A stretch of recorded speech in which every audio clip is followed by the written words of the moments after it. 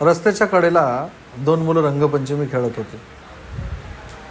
त्या मुलांनी मला लिफ्ट मागितली. ती दोन्ही मुलं गाडीवर बसली आणि 2 ते 3 मिनिटाचा प्रवास चालू झाला. मी त्या मुलाला म्हटलं, तू काय करतो?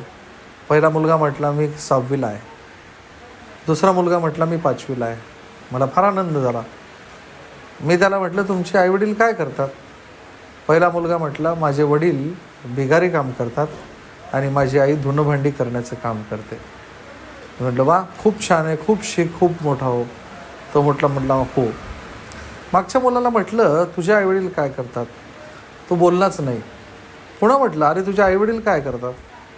तर तो म्हणाला, काका, मला वडील नाहीत आणि माझी आई धुणी भांडी करण्याचं काम करते.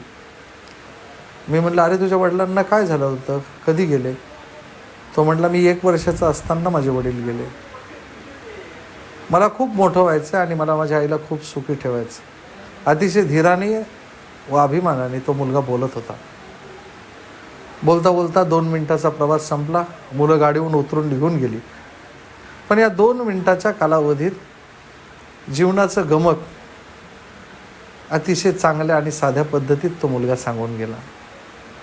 जे दिलंय त्यात सुखाने जगायचं आणि सगळ्या गोष्टीला धीराने सामोरं जायचं. आणि जीवन हे असंच असतं.